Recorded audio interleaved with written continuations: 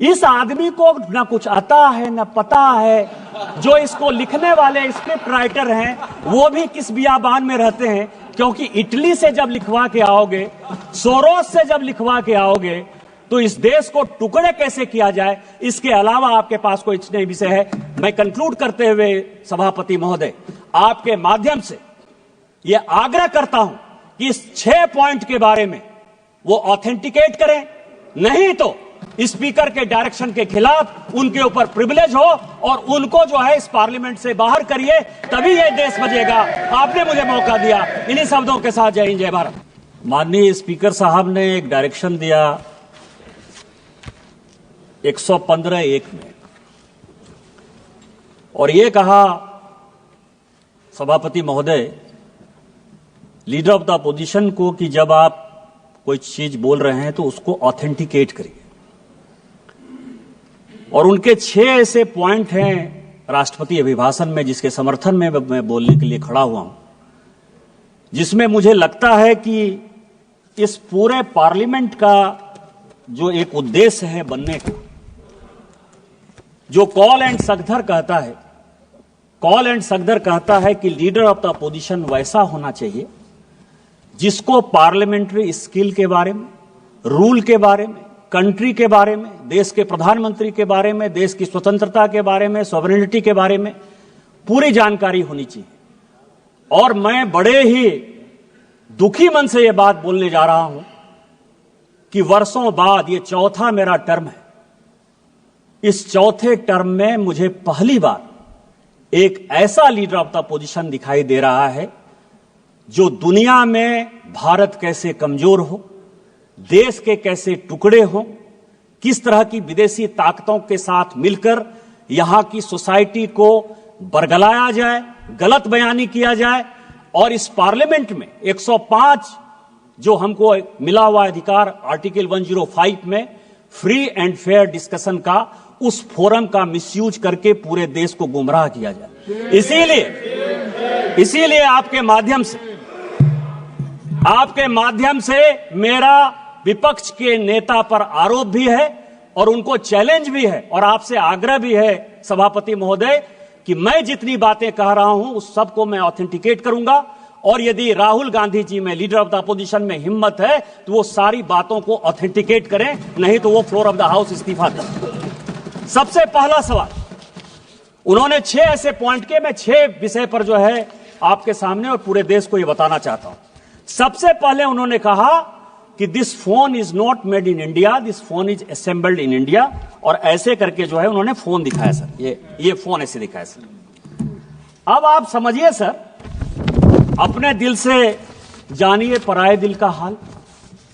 कांग्रेस ने इस देश को किस तरह से विदेशियों के हाथ गिरवी रख दिया, ये मैं कहानी बताना चाहता हूं। ये मैं पेपर लेकर आया हूं सभापति महोदय।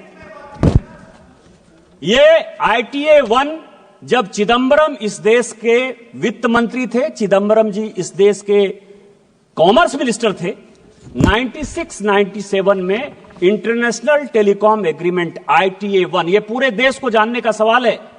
ITA 1 में उस वक्त केवल 14 कंट्री सिग्नेटरी थे, पूरी दुनिया में 195 कंट्री है। चाइना उस सिग्नेटरी नहीं था, उसका पार्ट नहीं था। लेकिन इस देश को बेचने के लिए जो सॉफ्टवेयर, हार्डवेयर, इलेक्ट्रॉनिक्स, टॉयज, ये सब जो पूरी दुनिया में बनाते थे मैन्युफैक्चरर, यूरोपियन यूनियन के दबाव में इस सरकार ने और उस तत्कालीन वित्त मंत्री ने पैसे लेकर उस एग्रीमेंट को साइन कर लिया। और क्या साइन कर लिया ITA 1? कहा कि कोई भी कंपोनेंट आप लेकर आ जाओ, कोई भी कंपोनेंट, हार्डवेयर का, इलेक्ट्रॉनिक का, टॉय का, कोई भी लेकर आ जाओ, 0% ड्यूटी लगेगी, 0% ड्यूटी। और जब आप वो एग्रीमेंट साइन कर लिए, धीरे धीरे करके सभी चीजों पर 0% ड्यूटी हो गई। टॉय पर हम नंबर 1 हुआ करते थे, खिलौने सभी चाइनीज आ गए। जो ये मोबाइल है, ये मोबाइल चाइनीज आ गया, इसके जो इक्विपमेंट है वो चाइनीज आ गए। आपने जब देश को बेच दिया, संजोग से ये पीयूष गोयल जी आ गए, कॉमर्स मिनिस्टर हैं, तो रोपा पेड़ बबूल का आम कहां से हो? आपने देश को बेच दिया, गिरवी रख दिया। 2014 के बाद जब इस देश में माननीय प्रधानमंत्री बने, उन्होंने कहा मेक इन इंडिया को आगे करेंगे, हमारे देश में मैन्युफैक्चरिंग सेक्टर आगे जाएगा। सारी टेलीकॉम कंपनियों को उन्होंने कहा आज तो असेंबलिंग हो रही है, और पीयूष गोयल जी मुझसे ज्यादा बोलेंगे कि 2015 में जब ITA 2 आया कि इसको साइन करना है, तो माननीय पीयूष गोयल जी ने जाकर, इस सरकार ने जाकर माननीय प्रधानमंत्री जी के आदेश पर ITA 2 का सदस्य आज तक हम नहीं बने। और यही कारण है कि हम आज इस मोबाइल के नंबर 1 मैन्युफैक्चरर हैं। आप ऑथेंटिकेट करो। आप AI की बात कर रहे हो, आप प्रधानमंत्री को मैन्युफैक्चरिंग समझा रहे हो, प्रोडक्शन समझा रहे हो, कंज्यूमर समझा रहे हो। आपने जो देश को गिरवी रखा, आपने जो देश को बेचा, यदि आपके पास प्रमाण है कि माननीय प्रधानमंत्री जी ने यहां के मैन्युफैक्चरिंग सेक्टर को नहीं बढ़ाया, चाइना को उन्होंने बैन नहीं किया, आज चाइना को कंपटीशन यदि हम नहीं दे रहे हैं, तो आप ऑथेंटिकेट करो, नहीं तो आप देश से माफी मांगो कि आपने माननीय प्रधानमंत्री जी के इमेज को खराब किया।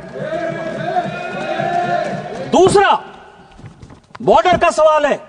फिर मैं कहूंगा सर, मैं कई एक किताब कोट करके आया, उन्होंने कहा बॉर्डर में चाइना जो है लेके चला गया। वैसे राजीव रंजन सिंह जी मुझे बहुत कह रहे थे कि चौकीदार वाला बात कहा और सुप्रीम कोर्ट के जजमेंट से जो है भाग गया। ऐसे ही भगौड़ा है, झूठ बोलने की आदत है, कभी झूठ बोल दिया और कहीं दबाव आ गया तो वापस चले जाते हैं। लेकिन इस देश के बॉर्डर और सैनिकों के लिए बहुत इंपॉर्टेंट बात है। क्या बात कहा उन्होंने सर, कि माननीय प्रधानमंत्री जी, जिनके पीछे वो तीसरी बार देश के प्रधानमंत्री बने, 140 करोड़ लोगों का जो विश्वास है वो माननीय प्रधानमंत्री पर है, इसीलिए तीसरी बार उनको प्रधानमंत्री बनाया।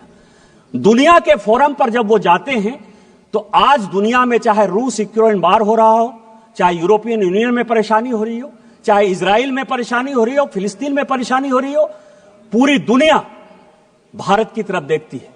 लेकिन ये किसने पैदा किया? मैं लेकर आया हूं सर आचार्य कृपलानी। सभी को जानने वाला सवाल है, आचार्य कृपलानी कांग्रेस के बड़े नेता थे। उनकी वाइफ सुचेता कृपलानी जो है उत्तर प्रदेश की मुख्यमंत्री भी बनी। कांग्रेस पार्टी से आचार्य कृपलानी ने इस्तीफा क्यों दिया? यह देश को जानने वाला सवाल है। जब पंचशील के समझौते पर, हिंदी चीनी भाई भाई के नाम पर, जब नेहरू ने पंचशील एग्रीमेंट साइन करने का विचार किया तो आचार्य कृपलानी ने कांग्रेस में उनका विरोध किया। उन्होंने कहा आप देश को बेच रहे हो, आप तिब्बत को उसके साथ जाने के लिए मजबूर कर रहे हो, आप हमारे ऊपर एक दुश्मन को पैदा कर रहे हो और यह चलने वाला नहीं है, और एक दिन चाइना हमारे ऊपर अटैक करेगा। इस गांधी परिवार ने नेहरू जी के नेतृत्व में आचार्य कृपलानी को ही कांग्रेस से बाहर कर दिया। इतनी ही बात नहीं, जब इन्होंने यह बात कही कि प्रधानमंत्री जी कुछ बोलते हैं और जो आर्मी के चीफ हैं या सेना के जो जवान हैं वो अलग बात बोलते हैं, मैं कोट कर रहा हूं सर, उस वक्त के जो एयर मार्शल थे, फील्ड मार्शल थे रॉबर्ट्स, उसने कहा पंचशील के इस सिद्धांत के बाद चाइना हमारे ऊपर अटैक करेगा और हमारी आर्मी इतनी मजबूत नहीं है कि हम उसका मुकाबला कर पाए। जब यह स्टेटमेंट बाहर आया, इसी फ्लोर पर नेहरू जी ने कहा कि आर्मी के जो लोग हैं वो गलत बयानी कर रहे हैं, मुझे अपने देश पर भरोसा है और मेरे पास इतनी सेना की ताकत है कि हम किसी भी देश का मुकाबला कर सकते हैं, चाइना क्या बात है। यह मैं उनका स्टेटमेंट 1960 का इसी फ्लोर ऑफ द हाउस पर जो है उन्होंने दिया है, उसको मैं कोट कर रहा हूं। और 61 में जब करियप्पा जी रिटायर हो रहे थे, फील्ड मार्शल करियप्पा बड़े फील्ड मार्शल थे, तो उन्होंने कहा कि मुझे फक्र इस बात का है कि मैं सैनिकों को मरते हुए नहीं देख पाया, उसके पहले ही मैं रिटायर हो रहा हूं। और जो 62 में हुआ यह पूरी दुनिया जानती। और उसके बाद क्या हुआ? लगातार हम चाइना के साथ बॉर्डर डिस्प्यूट में लगे हुए हैं। और मैं एक पेपर लेकर आया हूं सर कि 1981 में राहुल गांधी जी की दादी इंदिरा गांधी जी ने एक एग्रीमेंट साइन किया और उस एग्रीमेंट को साइन किया उस वक्त के चाइना के जो वित्त मंत्री थे, फॉरेन मिनिस्टर थे, आर्मी डिफेंस मिनिस्टर थे, हुआंग हुआ और इंदिरा गांधी के बीच में 1981 में समझौता हुआ। 1981 से लेकर 1987 तक जब इनके पिताजी भी बन गए इस देश के प्रधानमंत्री, 8 बार चाइना के साथ बायलैटरल हमने जमीन के लिए, बॉर्डर के लिए लगातार मीटिंग की, जो फेल हुआ। यदि चाइना ने नेहरू जी के समय जमीन नहीं लिया था तो इंदिरा गांधी ने वो कमेटी क्यों बनाई? राजीव गांधी ने वो कमेटी क्यों बनाई? 8 बार आपने उसकी 81 से लेकर 87 तक मीटिंग क्यों की? आप चाइना को पूरा का पूरा अक्साई चीन से लेकर पाकिस्तान जो आपने बनाया उस पर नहीं जाता। आपने सेना को घुसने दिया, आप लद्दाख तक पहुंच गए, आप अरुणाचल तक पहुंच गए, आपने तिब्बत को देकर हमारे माथे पर चाइना को बैठा दिया। आज माननीय प्रधानमंत्री जी के कारण एक बॉर्डर का डिस्प्यूट रिजॉल्व होता हुआ नजर आ रहा है। माननीय जयशंकर जी ने यही बयान दिया कि वो हमारे साथ बायलैटरल टॉक में है और जहां जो लाइन ऑफ एक्चुअल कंट्रोल था वहां पर दोनों सेना चली गई है। इस प्रधानमंत्री जी के जिस मजबूती के कारण चाइना आज पूरी दुनिया में परेशान नजर आ रहा है, आप जो है उस प्रधानमंत्री जी को प्रेज करने के बदले, पूरे देश में उनकी वाहवाही करने के बदले अपने चाहे नेहरू का समस्या हो, चाहे इंदिरा जी का समस्या हो, चाहे राजीव गांधी का समस्या हो, उस समस्या को जो है चूंकि आप रिजॉल्व नहीं कर पाए, आपने चाइना को माथे पर बैठा दिया। आज माननीय प्रधानमंत्री जी उसको रिजॉल्व कर देंगे तो आपका सारा विषय खत्म हो जाएगा, क्योंकि चाइना के साथ आपका एग्रीमेंट है। चाइनीज कम्युनिस्ट पार्टी के साथ कांग्रेस पार्टी ने क्या एग्रीमेंट किया है आज तक पूरी दुनिया को नहीं पता है। तो चाइना के एजेंट के तौर पर जो आप बैठे हुए हो, इस कारण से माननीय प्रधानमंत्री जी को बदनाम करने के लिए, देश को गुमराह करने के लिए बात कर रहे हो। आप on the floor of the house माफी मांगो और ऑथेंटिकेट करो इन चीजों को।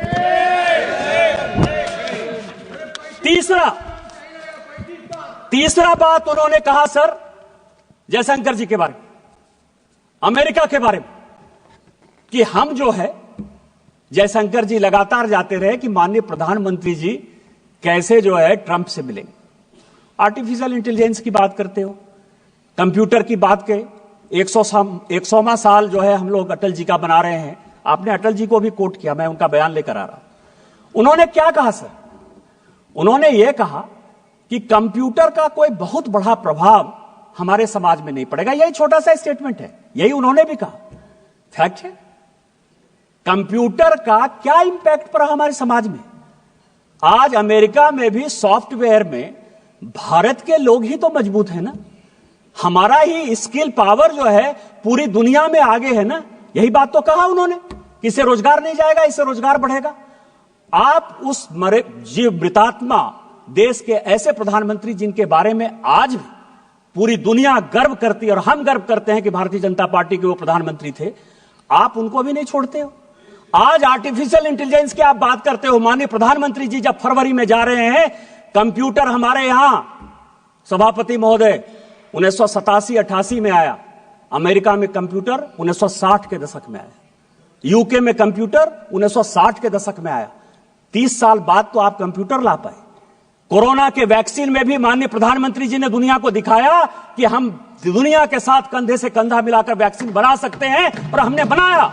और आज आर्टिफिशियल इंटेलिजेंस पर भी माननीय प्रधानमंत्री जी ने पूरी दुनिया को दिखाया कि जितना आप आगे होने की बात करते हो उससे ज्यादा हम हैं।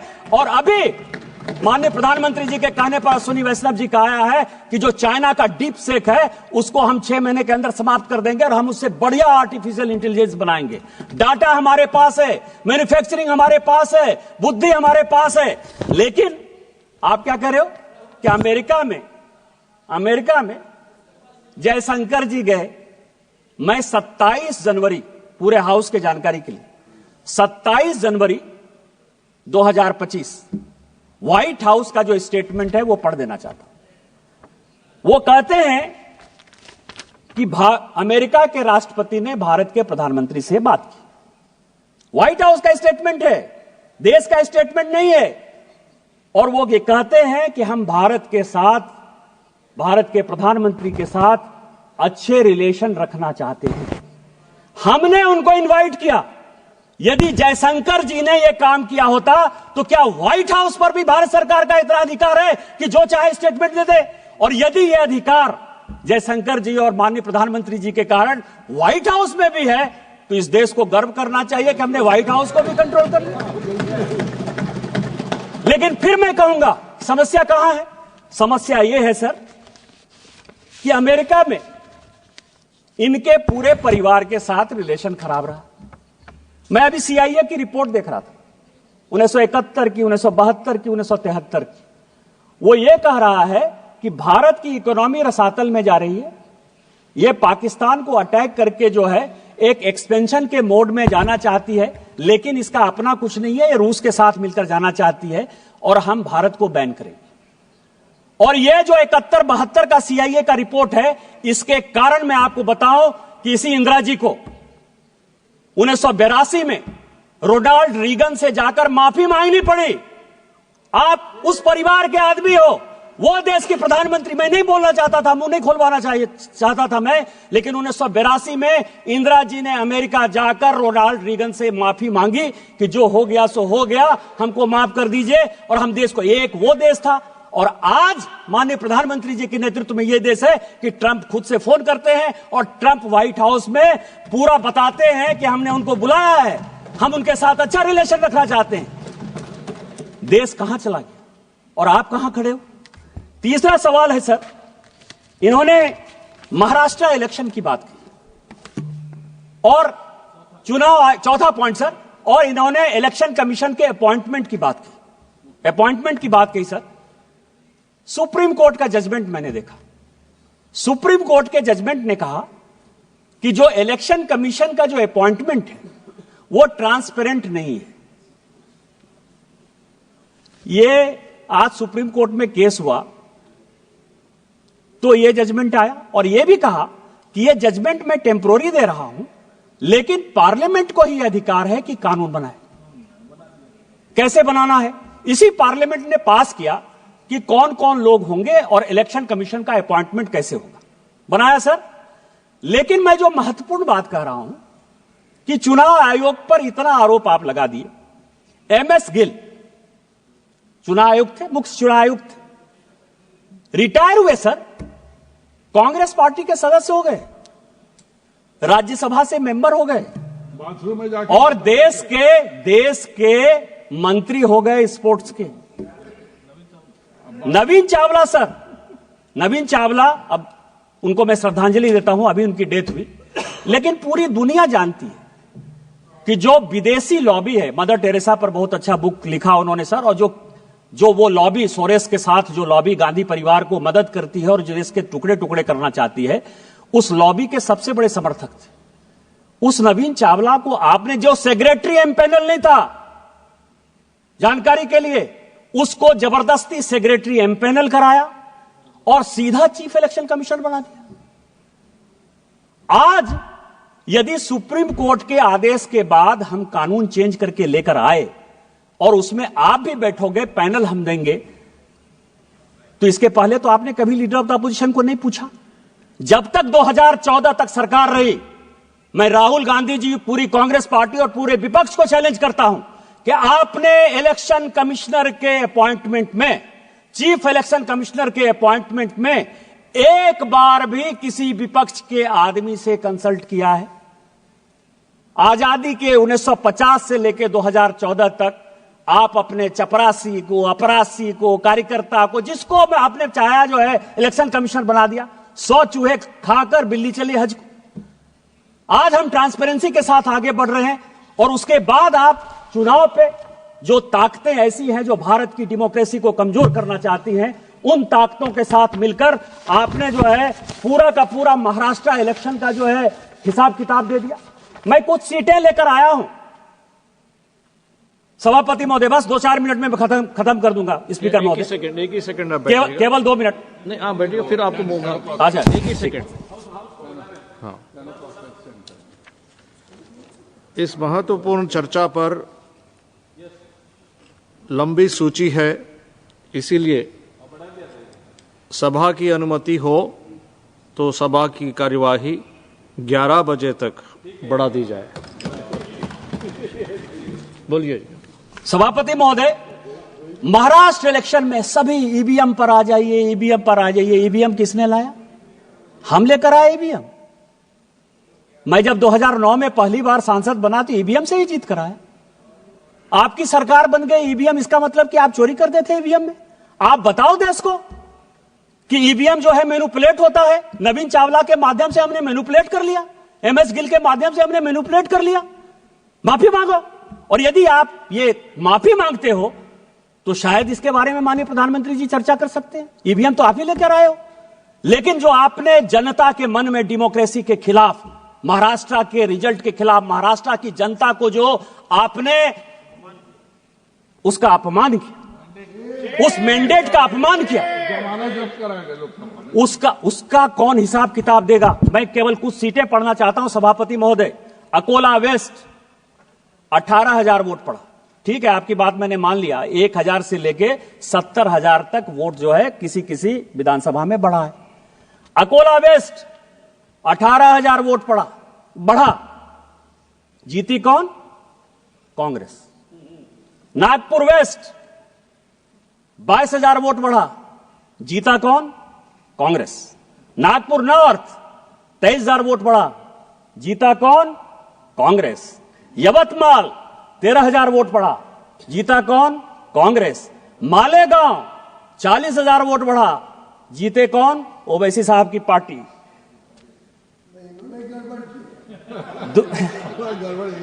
धानुआ 17,000 वोट बढ़ा, सीपीएम। भिवंडी 40,000 वोट बढ़ा, समाजवादी पार्टी। और मुंबई नॉर्थ 41,000 वोट बढ़ा, NCP Sharad Pawar. Kindly conclude sir.